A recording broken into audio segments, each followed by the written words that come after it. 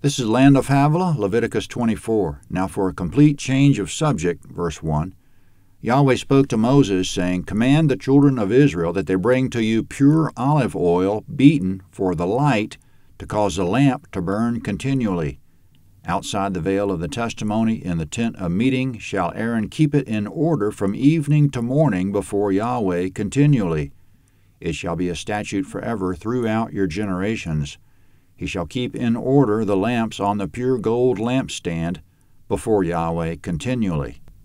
Comment, the lampstand was on the left as the priest entered the tent. It stood on the ground and had 7 branches at the top, supporting 7 oil-burning lamps. In verse 2, the children of Israel shall supply the priest with pure olive oil as fuel for the lamps. The priest shall burn the lamps continually in verse 2, meaning in verse 3 that every evening and morning they shall tend the lamps. They should refill them or whatever they needed. Yahweh said to burn them continually in all 3 verses from verses 2 to 4, and forever in verse 3. Yahweh was present in the tabernacle, and there shall be no darkness in his presence. In verse 2, the oil shall be pure. This will ensure they burn without smoke. The symbolism is pretty obvious. In the New Testament, the Apostle John was remembering what Jesus told him when he wrote, quote, This is the message which we've heard from him and announced to you, that God is light, and in him is no darkness at all. 1 John 1:5. Now switching focus to the right side of the room on which is the table of showbread, verse 5. You shall take fine flour and bake 12 cakes of it. 2/10 of an ephah shall be in 1 cake. You shall set them in 2 rows, 6 on a row, on the pure gold table before Yahweh. You shall put pure frankincense on each row, that it may be to the bread for a memorial, even an offering made by fire to Yahweh.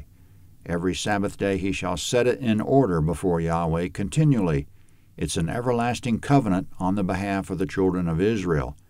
It shall be for Aaron and his sons, and they shall eat it in a holy place, for it is most holy to him of the burnt offerings of Yahweh made by fire, by a perpetual statute. Comment, verse 5, they shall take fine flour and bake 12 loaves with it, and as usual in the law, the amount of flour in 1 loaf will be 2/10 of an ephah, which is uncertain, but probably about 2 cups. And where should the flour come from? In verse 9, it came from the offerings made by fire, meaning from the people's meal offerings. This takes us back to the law of the meal offerings in chapter 2. When anyone brought in fine flour, the law called for the Israelite to present it mixed with oil and to put frankincense on it. The priest burned all the frankincense and a handful of the flour oil mixture on the altar. The rest was most holy and for the priests, but Yahweh didn't say in chapter 2 what the priest should do with it. Since it was most holy, it couldn't leave the court or tabernacle, Leviticus 6:16, and of course the priest didn't eat it raw.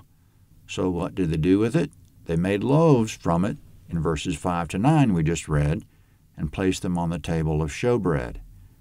They probably received more flour than they could use, so what did they do with it? We don't know, but most likely they burned the excess on the altar, as they did the other most holy leftovers, Leviticus 8:32 and 10:16. In verse 8, Yahweh said, change the bread out every Sabbath day. He said, place 12 loaves in 2 rows of 6, and keep frankincense on display with it. Showbread's somewhat a misleading name for it because it wasn't just for show. The priest ate it in verse 9.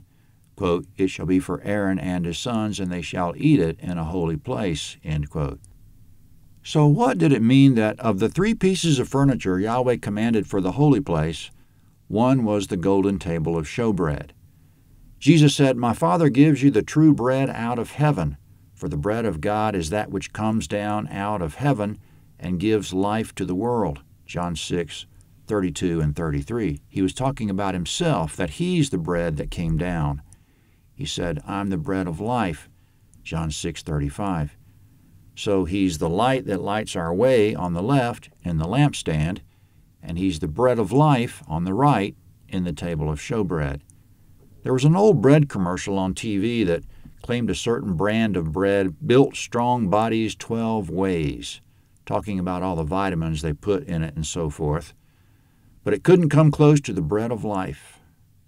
Now, skipping to an incident that occurred in the camp, verse 10, the son of an Israelite woman whose father was an Egyptian went out among the children of Israel, and the son of the Israelite woman and a man of Israel strove together in the camp. Comment, they got into a fight.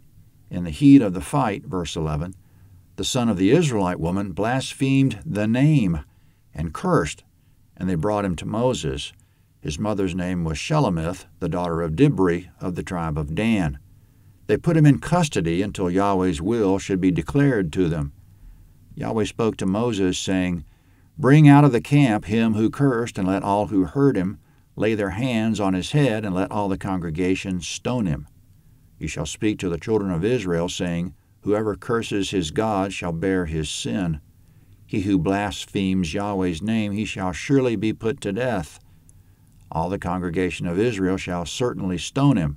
The foreigner as well as the native-born, when he blasphemes the name, shall be put to death." Comment, we hear a lot of blaspheming these days. It's so common we all recognize the various social media abbreviations for taking God's name in vain. The penalty in ancient Israel was death by stoning. "You shall not take the name of Yahweh your God in vain," Yahweh said in the Ten Commandments. But until the passage we just read, he didn't specify the penalty for it. There's good news and bad news about this in the New Testament. Jesus said, "I tell you, every sin and blasphemy will be forgiven men," end quote.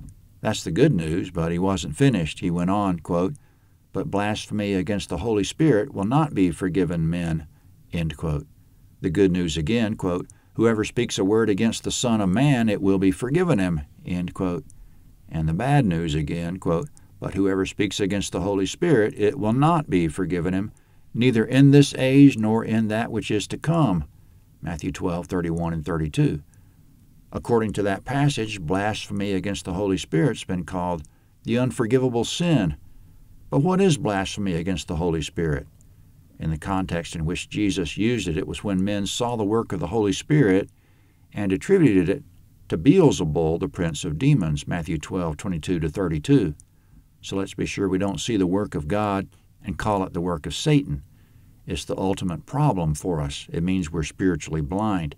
We're wretched, miserable, poor, blind, and naked in the eyes of God, Revelation 3:17. Basically, it's because the Holy Spirit isn't in us. Now the famous eye for an eye passage, verse 17. "He who strikes any man mortally shall surely be put to death. He who strikes an animal mortally shall make it good, life for life. If anyone injures his neighbor, as he has done, so shall it be done to him. Fracture for fracture, eye for eye, tooth for tooth. As he has injured someone, so shall it be done to him. He who kills an animal shall make it good, and he who kills a man shall be put to death." Comment in verse 17, "If a man strikes another man so that he dies, he pays with the death penalty, death for death." In verse 18 and 21, striking an animal so that the animal dies is different. The man shall pay by simply replacing the animal. There's a view by some today that there's no essential difference between people and animals. But God made man in his own image, Genesis 1:27, and not so for the animals. Humans may be similar to animals biologically, but there's a big distinction. In verses 19 and 20, "Whatever injury a man causes his neighbor, he shall pay by having the same injury inflicted on him." Jesus said, "You've heard that it was said, an eye for an eye and a tooth for a tooth. But I tell you, don't resist him who's evil, but whoever strikes you on the right cheek, turn to him the other cheek also." Matthew 5:38 and 39. He wasn't canceling the law of Moses. He was simply pointing out that the same principle applies here as with the woman caught in adultery. If the injured party were sinless, there'd be no problem with them holding the other party to account. But that's never the case. The injured party always needs God to overlook some things in him as well. So if he wants God to forgive him, it would be hypocritical for him to demand God's vengeance on his neighbor. So the eye for an eye law still stands, but it's not a good idea to enforce it if the victim needs forgiveness himself. Verse 22, "You shall have one kind of law for the foreigner as well as the native-born. for I am Yahweh your God. Comment, foreigner in verse 22 is Hebrew ger, which is a resident foreigner who's joined himself to Israel.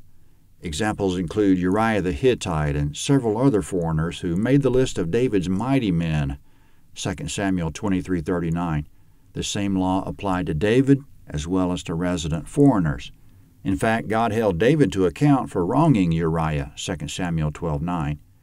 Now regarding the man in camp who was being held in custody for blaspheming, verse 43, Moses spoke to the children of Israel, and they brought him who had cursed out of the camp and stoned him with stones.